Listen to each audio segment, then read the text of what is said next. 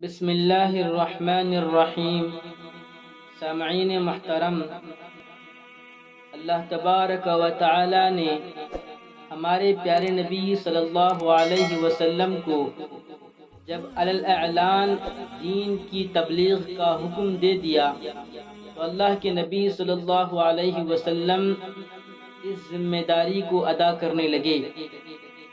ہر گھر جا کر دین کی دعوت دینے لگے، ہر فرد کو دین کی دعوت دینے لگے۔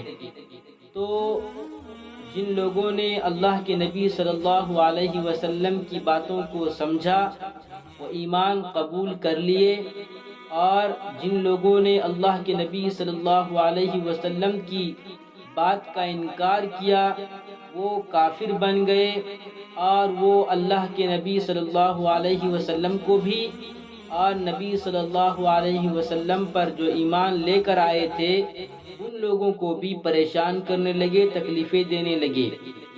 تو اللہ کے نبی صلی اللہ علیہ وسلم نے ان سے فرمایا کہ تم نے بہت ساری تکلیفیں برداشت کی ہیں اور تمہیں پریشان کیا گیا ہے دین کے لیے، تو تم میں سے جس کا جی چاہتا ہے وہ یہاں سے حبشہ چلا جائے۔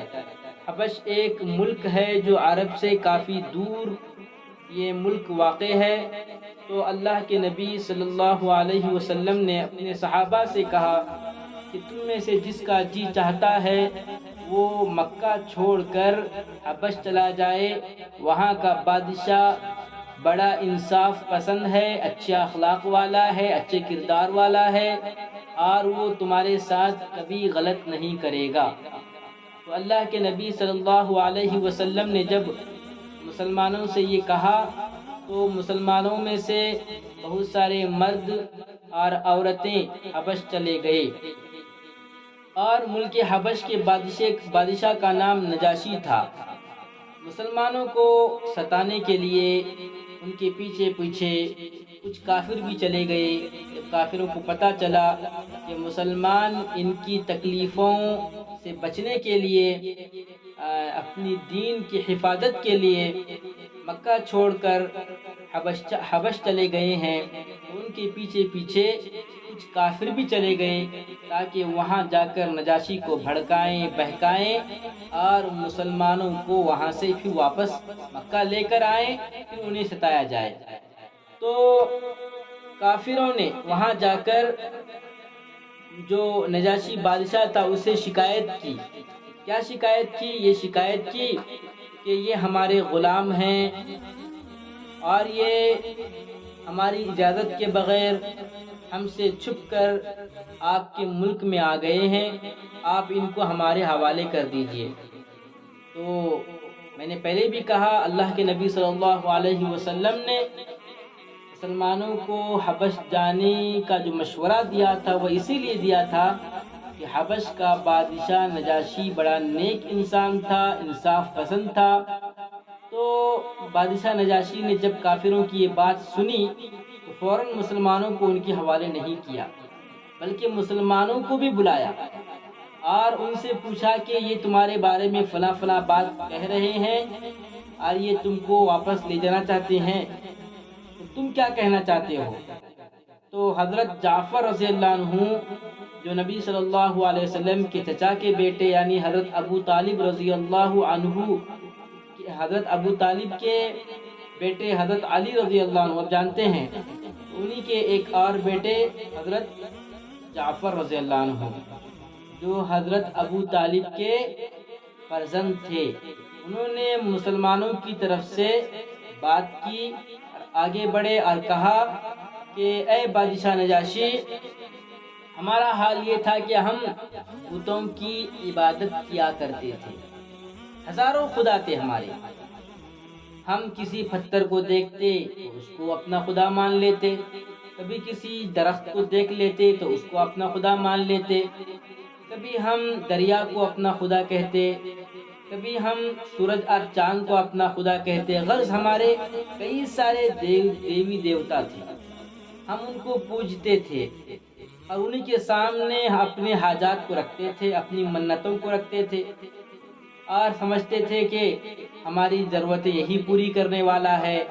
غرض ہم انہی کی عبادت میں پڑے ہوئے تھے، اور ساتھ ہی ساتھ ہمارے اندر یہ برائیاں تھیں کہ ہم آپس میں لڑتے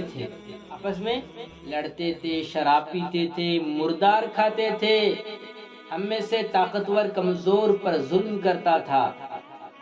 غرض ہمارے اندر ایسی ایسی برائیاں تھیں کہ اب ہم ہلاک ہونے کے قریب تھے، لیکن اللہ تعالیٰ نے ہم پر رحم فرمایا۔ انہوں نے ہم میں ایک ایسے انسان کو بھیجا جن کو اللہ نے اپنا نبی بنایا، اپنا آخری رسول بنایا۔ اس نے ہمیں ایک اللہ کی عبادت کی طرف بلایا، اور اس پیارے نبی نے ہمیں ہزاروں خداؤں کی جو جھوٹے خدا تھے ان کی عبادت سے چھڑایا، اور ہم سے کہا کہ ایک اللہ ہے، اس کی عبادت کرو، اس کے علاوہ کوئی تمہارا اللہ نہیں ہے۔ تمہاری جتنی حاجتیں ہیں، جتنی ضرورتیں ہیں، وہ پوری کرنے والا ایک اللہ تعالیٰ ہے۔ تم اسی کے سامنے اپنی ضروریات کو رکھو، وہ تمہاری سنے گا اور تمہاری مدد کرے گا۔ تمہاری ضرورتوں کو پورا کرنے کے لیے ایک اللہ ہی کافی ہے جو سب سے بڑا ہے۔ اور اس کے ساتھ ساتھ اس پیارے نبی نے ہمیں ایک دوسرے سے محبت کرنا سکھایا، اسی طرح سے نماز پڑھنا سکھایا، روزہ رکھنا سکھایا، کیا اچھا ہے کیا برا ہے سب بتایا، اللہ کے راستے میں خرچ کرنا بتایا۔ اور جب یہ ہمارے لوگوں کو معلوم ہوا جو اللہ پر ایمان نہیں لائے، اللہ کے نبی پر ایمان نہیں لائے، تو انہوں نے ہمیں ستانا شروع کیا، ہمیں مارنا شروع کیا، اور اب یہ چاہتے ہیں کہ ہم دوبارہ سے اسی کفر میں واپس چلے جائیں، اسی ظلمت میں واپس چلے جائیں جس میں ہم پڑے ہوئے تھے۔ اور ہم یہ نہیں چاہتے ہیں، تو ہم اپنے آپ کو بچانے کے لیے، اپنے دین کی حفاظت کے لیے ہم حبش چلے آ گئے ہیں۔ بادشاہ نجاشی نے حضرت جعفر رضی اللہ عنہ کی تقریر سن کر، ان کی باتوں کو سن کر حضرت جعفر رضی اللہ عنہ کو تسلی دی، بلکہ تمام مسلمانوں کو تسلی دی، اور حضرت جعفر رضی اللہ عنہ کی بات سے بادشاہ نجاشی بہت خوش ہوا۔ بادشاہ نجاشی حضرت جعفر رضی اللہ عنہ کی تقریر سن کر مسلمان بھی ہو گیا، کیونکہ وہ سمجھدار تھا اور حضرت عیسیٰ علیہ السلام کے دین پر تھا۔ تو جب اس نے سنا یہ باتیں تو وہ فوراً اسلام قبول کر لیا۔ حالانکہ کافروں نے ایک اور بات بھی وہاں چھیڑ کر اس کو مسلمانوں کے خلاف بھڑکانے کی کوشش کی، جس کی تفصیل میں جانا نہیں چاہتا ہوں، کیونکہ ہمارا سبق جو ہوتا ہے وہ مختصر ہوتا ہے، اسی لیے اختصار کے ساتھ اس سبق کو ہم آپ کے سامنے پیش کر رہے ہیں۔ تو کافروں کی کسی بھی بات کو بادشاہ نجاشی نے نہیں مانی، اور بادشاہ نجاشی مسلمان ہو گئے۔ اب کافر اپنے کام میں ناکام ہوئے، اور ناکام ہو کر، نامراد ہو کر، شرمندہ ہو کر، ذلیل ہو کر، رسوا ہو کر مکہ واپس لوٹ کر آ گئے۔ تو اس سبق سے ہمیں معلوم ہوتا ہے کہ ہم جہاں بھی رہیں حق بات کہیں، سچی بات کہیں، اچھی بات کہیں، اچھے انداز میں کہیں، اللہ تعالیٰ سننے والے پر اس کا اثر ڈالتے ہیں اور وہ اس کو ہدایت دیتے ہیں۔ اللہ تعالیٰ ہم سب کو ان باتوں پر عمل کرنے کی توفیق عطا فرمائے، اور ہمیں مرتے دم تک دین کی تبلیغ کرنے کے لیے قبول فرمائے۔ آمین۔ السلام علیکم ورحمۃ اللہ وبرکاتہ۔